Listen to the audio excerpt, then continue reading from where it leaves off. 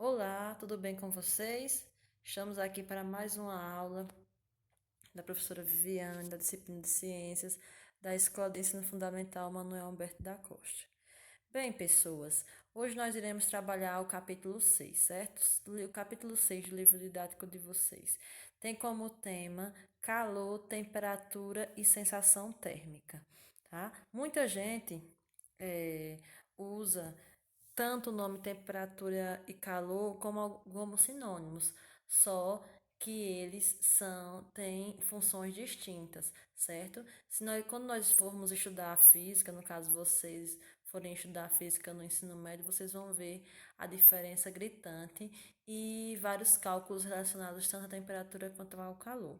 Hoje nós vamos ver o início, né? Vamos ver as definições de temperatura e calor e assim vamos tirar nossas conclusões e saber que a partir de hoje temperatura é uma coisa e calor é outra situação, outra coisa, tá bom? Vamos lá. Vamos analisando o que vem a ser temperatura, tá? Temperatura. Temperatura é uma grandeza física que caracteriza o grau de agitação de partículas, ou seja, a movimentação dessas partículas e maior, vamos dizer assim, energia que eles tiverem ali dentro de um recipiente, vamos dizer assim, está relacionada à temperatura. Temperatura é a grandeza física, viu? É a grandeza física que caracteriza o grau de agitação de partículas, tá? Ele está relacionado, deixa eu botar aqui, relacionado à energia cinética dessas partículas. Como assim? Vamos analisar essas duas imagens. O que é que acontece? Nessa primeira imagem, nós estamos observando que existe uma menor temperatura entre elas. Né? A partir do momento em que há uma maior temperatura, essas pequenas partículas que aqui dentro dessa caixa, vamos dizer assim, desse quadrado, estava andando normalmente, quando a temperatura aumenta, o que é que vai acontecer? Elas vão se agitarem, elas vão ficar mais rápidas e vão se movimentar com mais rapidez. E a temperatura vai estar relacionada a três observações aqui. As, em um determinado local, uma determinada matéria, ela vai ser composta por partículas. Partículas são essas partezinhas aqui, ó. Por exemplo, essa bolinha aí, como vocês podem ver, é uma partícula, ok? É uma partícula, né? A agitação térmica, ela vai ocorrer quando essas partículas começarem a se movimentar, ficar em uma agitação, ou seja, vai se movimentar com mais rapidez, que a gente pode observar, né, em relação a esse segundo exemplo. A energia cinética ela vai estar associada ou relacionada ao movimento de um corpo, inclusive uma partícula. Nesse caso aqui, as partículas elas vão vibrarem e vão o quê? Se agitarem e ficar bem mais rápidas e começarem a se agitar com mais rapidez. E isso porque houve o quê? Um aumento de temperatura, deixa eu fazer aqui, um aumento de temperatura e essas partículas começaram a se agitar. Então, as partículas são as pequenas partes, tá? Pequenas partes. A agitação térmica acontece a partir do momento que aquele material, aquele objeto é exposto a uma temperatura diferente da temperatura que ele estava anteriormente. E a energia cinética está relacionada com a velocidade que essas partículas têm de se movimentarem, ok? Vamos para o próximo. E o que é calor? O calor, diferente de temperatura, é a energia térmica transferida de um corpo para outro. Essa energia térmica transferida de um corpo para o outro vai fazer com que haja o quê? Um equilíbrio, tá? Um equilíbrio térmico, onde um corpo será igual a outro corpo, ok? A transferência, olha aqui, ó. E uma observação importante: a transferência de calor, vamos dizer assim, sempre ocorre de um corpo com mais energia térmica para um corpo com menos energia térmica. Ops, mais energia para um corpo com menos energia. Vamos observar o exemplo dessa imagem. Nessa primeira imagem, nós observamos que temos aí a letra A e a letra B. As partículas, elas estão se movimentando com pouca intensidade, né? Na letra B, vocês podem observar que essas partículas já estão se movimentando com a intensidade maior. Elas estão iguais das partículas da imagem A? Não, né? Mas o que é que vai acontecer? O calor que estava nessas partículas vai ser transferido para essas partículas que estão com movimento menor. E vai ocorrer o que aparece aqui no segundo exemplo, o A1 e o B1, tá?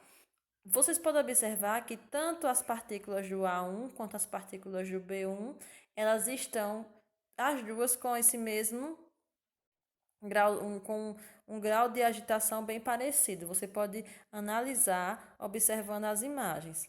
Observe aqui, ó, que elas vão estar quase idênticas com a da A, vai estar idêntica com a da B, certo? Comprovando que o calor nada mais é do que a transferência, né? A transferência de um calor, de uma energia térmica para um outro corpo, para fazer com que ele venha a ficar com energia térmica igual.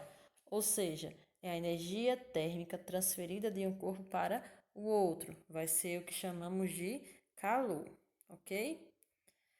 E continuando. Observe esses dois exemplos aí. Vocês estão observando que tem uma mulher passando ferro e tem uma xicrinha de café ali quentinha no vaporzinho, não é? Observamos que a mulher, antes de passar o pano vai estar com a temperatura ambiente, certo? O calor, que é um objeto que vai transferir calor, né? Vai mandar suas partículas para o pano, né? Para a roupa que estiver sendo passada. E o que é que vai acontecer com aquela roupa? Ela vai ficar fria? Não, ela vai ficar quente, ou seja, com a mesma temperatura do ferro. Dando um exemplo de transferência de calor, tá certo? Transferência de calor. A energia vai ficar térmica, vai entrar em equilíbrio térmico, tá? E no segundo exemplo, como vocês podem observar aí, né? Esse segundo exemplo aqui, o que é que vai acontecer? É, a água, né, para fazer o café, no caso aí é um cafezinho. A temperatura do café, no caso, vai ser bem maior, né? Porque ela está levando a chama, né? Vai estar quente por conta da chama do fogão, né? Onde aquele café está sendo cozido. O que é que vai acontecer? Quando você coloca na xícara, a xícara que está aparentemente fria, ela vai se tornar quente. Por quê? Porque o calor que estava na água do café ou no café vai ser transferido para a xícara. E isso vai fazer com que a xícara fique em equilíbrio térmico com a água, com aquela água, certo? E ao mesmo tempo acontece transferência de calor, eh, faz com que essa transferência de calor passe, né, de um objeto para outro para que eles obtenham o que chamamos de equilíbrio térmico, tá bom? Como em relação ao sistema à unidade internacional, a unidade internacional foi criada para é, ajudar na unidade, certo? Na unidade. Unidade internacional, ou seja, nessa unidade internacional, unidade do sistema internacional, vai haver vamos dizer assim, o que vale aqui vai valer em todo mundo. Por exemplo, no caso do calor aí, o calor, a energia é medida em joule, como está escrito, joule, mas a pronúncia é joule. Por exemplo, se você estiver nos Estados Unidos, o calor vai ser medido em joule. Se você estiver na Austrália, o calor vai ser medido em joule. Ou seja, é a unidade do Sistema Internacional de Medidas, tá bom? E em certas áreas, como da nutrição, como está descrito aí no texto, no slide, ao invés de ser joule, vai ser caloria, que está relacionada à caloria. Quando a gente compra um alimento no mercado, a gente vai dar uma olhada nas informações nutricionais, tem lá né? De caloria, significa a caloria que você vai receber consumindo aquele produto, tá? E as sensações térmicas. Aí nós entramos na questão das sensações térmicas, né? A sensação térmica é a questão da sensibilidade, tá? Está relacionada à sensibilidade do quente e do frio, que vai variar de pessoa para pessoa, tá? Nessa questão de sensações de medida, ela pode ser analisada através de uma análise tanto qualitativa quanto quantitativa. Olhem aqui, ó. Está relacionada, né, com a sensibilidade para o quente ou frio. E ela pode ser medida por análise, tanto a qualitativa quanto a quantitativa, tá? Vamos de novo marcar direitinho. Ops. Vamos marcar direitinho aqui. A qualitativa e a quantitativa. Aí, a qualitativa ela está dando o exemplo aqui nessa imagem. Ela vai ser medida utilizando o tato, utilizando a pele. Quando uma criança está, como está aí na imagem, quando a criança está doente, quando vocês estão doentes, o pai de vocês, antes de colocar o termômetro, eles olham com a mão para analisar se o seu corpo está realmente quente, se essa sensação térmica ela vai ser sentida com mais potência, vamos dizer assim. E a quantitativa, nós iremos utilizar não o tato, mas os termômetros, certo? Aquele termômetro que o seu pai e a sua mãe devem ter em casa e você já deve ter visto, está representado aqui nessa segunda imagem. Esse termômetro, ele é o termômetro de dilatação, mas ele também serve, de dilatação porque ele tem uma composição aí diferente, ele pode se dilatar. Eu vou explicar daqui a pouco no próximo slide. Mas para que vocês lembrem, a questão da sensação térmica, ela pode ser medida através de dois tipos, de qualitativa, né? De qualitativa, que vamos utilizar o tato, e a quantitativa, utilizando os termômetros, ok? Vamos ao próximo. As sensações térmicas e termômetros. Continuando o assunto. Nós podemos observar que os termômetros, né, na medida quantitativa, eles podem ser classificados como termômetros de dilatação, né, podem ser divididos como termômetros de dilatação e termômetros de resistência. Hoje em dia, nós estamos vendo mais o termômetro de resistência. O termômetro de dilatação não está sendo muito utilizado. Como eles são? O termômetro de dilatação, né, como vocês podem observar aí na imagem extraída do livro de vocês, né, ele tem um tubo muito fino aqui no meio, ó.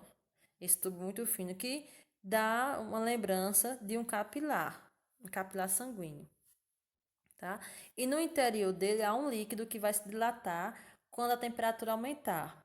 Ou vai se dilatar quando a temperatura aumentar, ou vai se contrair quando a temperatura diminuir, tá certo? Quando ele se dilata ou se contrai, vamos analisar, nós analisamos que existe o quê? Uma medição aí, né? Ele não fica andando só sem nós sabermos qual realmente é o valor. Deixa eu apagar aqui. Vai ter um valor preciso, né? E esse valor preciso é medido através dessa escala. Tá vendo? Tem uns numerozinhos aqui, ó, 34, 35, 36, 37, 38. Essa escala ela vai ser de extrema importância para a gente saber com exatidão qual é aquela temperatura em que aquela pessoa se encontra, tá? Aí temos o segundo, né? O segundo termômetro, que é o termômetro de resistência, tá? O termômetro de resistência, ele possui no seu interior, dentro dele, um material com propriedades elétricas, certo? Ele funciona a pilha, quem tem em casa sabe, né? E ele vai se alterar conforme a temperatura, certo? E onde é que vai mostrar? Aqui não temos a escala, nós temos um visor digital que vai nos mostrar com precisão aquela temperatura em que o corpo vai estar. E diferente de um pouco do termômetro de dilatação, ele mesmo vai emitir um som, né? Emitir um som que vai fazer com que você venha entender que aquele tempo ali já foi o tempo necessário para saber a temperatura. Já o termômetro de dilatação, a gente mapeia um tempo específico, que varia de 5 a 10 minutos, dependendo do grau de intensidade. Geralmente, ele é colocado tanto nas axilas quanto na boca, em alguns casos, certo? Mas é, o termômetro, tanto de dilatação como de resistência, é essencial, né, para que nós venhamos a saber qual o grau de temperatura que nós estamos. Se nós estivermos doentes, por exemplo, né, ele vai analisar com exatidão, mais do que a, a qualitativa, né, que é só através do tato, ok? Vamos para o próximo slide. Aí, falando um pouco sobre as escalas termométricas, nós podemos observar que a temperatura vai ser uma grandeza física, tá? A temperatura está relacionada à grandeza física, que vai ser usada em diferentes unidades. Por exemplo, essas unidades elas são divididas por escalas, tá? E cada escala está relacionado ao seu local, vamos dizer assim. Por exemplo, a escala ela é subdividida em escala Kelvin, né? Escala Kelvin, escala Kelvin ou absoluta, escala Celsius ou a escala Fahrenheit. A escala Kelvin, ela é geralmente ela é utilizada por alguns países, tá? Alguns países e perdão, ela é utilizada no mundo todo. Aquele valor, um valor padrão que está relacionado ao Sistema Internacional de Unidades, como eu acabei de ver agora. Tá? A escala Kelvin, diferente das outras, ela é o padrão do Sistema Internacional de Unidades. Tá? A escala Celsius, ela é a unidade usada pelo Brasil. Apenas no Brasil nós podemos medir a escala Celsius. E a escala Fahrenheit é em outros países, inclusive na América, como nos Estados Unidos, é utilizada a escala Fahrenheit. E cada um tem um valor específico em relação ao ponto de fusão e ao ponto de ebulição, tá certo? De fusão do gelo e de ebulição da água. Aqui está um exemplo da escala, certo? De uma escala, tá? Esse daqui é a nossa escala, ok? Vamos para a escala Celsius, que é uma das primeiras estudadas.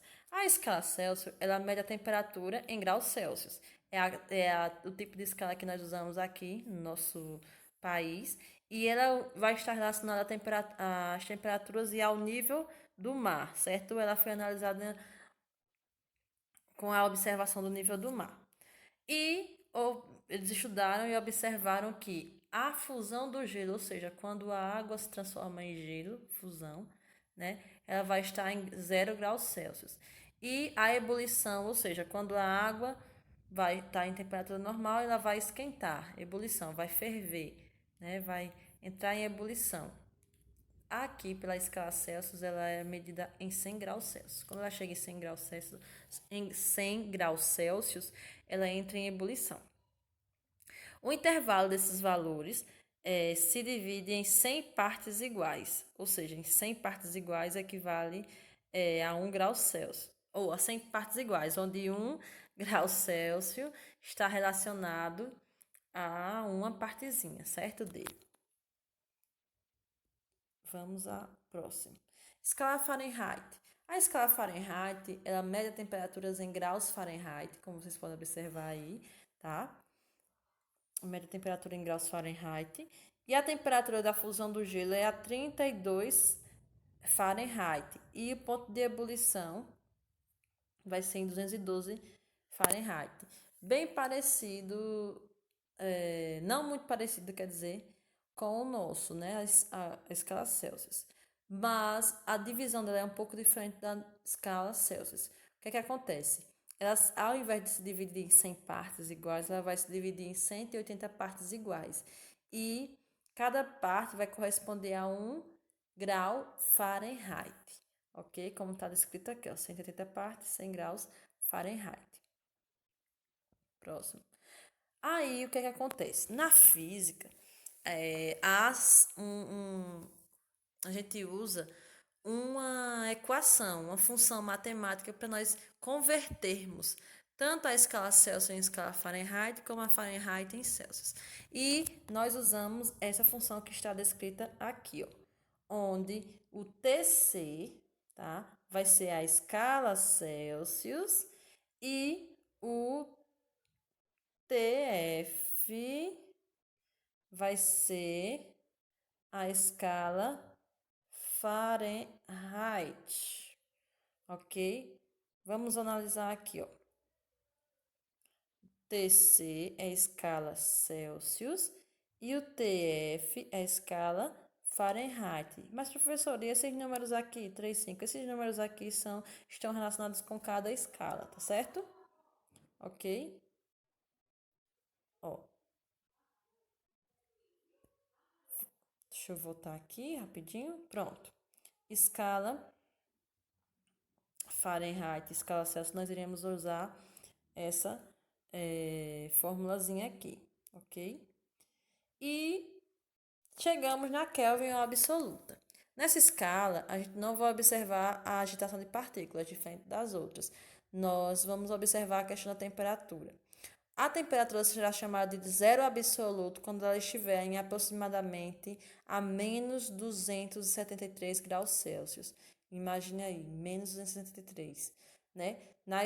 Seria, na nossa escala, ela não é uma temperatura precisa, é uma temperatura que está relacionada à escala Celsius em exclusivo, tá? A unidade de medida é o Kelvin, com a letrinha K, e em relação à fusão do gelo e a ebulição da água, vai o quê? Vai ser dividido em 100 partes. A fusão do gelo ocorre a 263 Kelvin e a ebulição da água a 373 kelvins. 373 kelvins, tá? E o intervalo é dividido em 100 partes iguais, que equivale a 1 Kelvin, ok? Ele também vai haver a questão da conversão, tá? O zero absoluto corresponde a 0 Kelvin, que é uma temperatura bem maior, bem menor, pequenininha. E para nós calcularmos, fazermos essa inversão ou conversão, nós iremos usar essa fórmula, onde TK está relacionado à temperatura Kelvin, à escala Kelvin, tá? E a Celsius vai estar relacionada à temperatura Celsius, à escala Celsius, TC, ok? Nós iremos usar essa equação para fazer os cálculos, ok? E a relação? Vocês podem observar aqui que nessa imagem a medição é praticamente a mesma, que vai mudar apenas os valores. Onde na fusão do gelo, cada uma vai ter o seu tempo específico, né, a sua temperatura específica, e na ebulição também. Como a gente já estudou, na escala Kelvin, 273 é a menor, né, quando a fusão do gelo, e 373 Kelvin é quando há a ebulição da água, ou seja, 100 partes a diferença, né? E 10 graus Celsius é a mesma coisa, 0 graus Celsius quando há a fusão do gelo e 100 graus Celsius quando há a ebulição da água. E na Fahrenheit, nós podemos observar que na fusão do gelo vai ser 32 Fahrenheit e na ebulição da água vai ser 212 Fahrenheit, ok? E deste modo nós finalizamos a nossa aula, ok? A nossa atividade eu estarei enviando para o nosso grupo do WhatsApp, tá bom? E lá eu vou explicar para vocês e vou dizer até o prazo que vocês irão me entregar a mesma, tá bom? Obrigada, certo? Espero que vocês tenham aprendido, né, alguma coisa. E qualquer dúvida eu estarei na minha rede social, né, no meu aplicativo de conversa, aguardando vocês, tá bom? Tchau!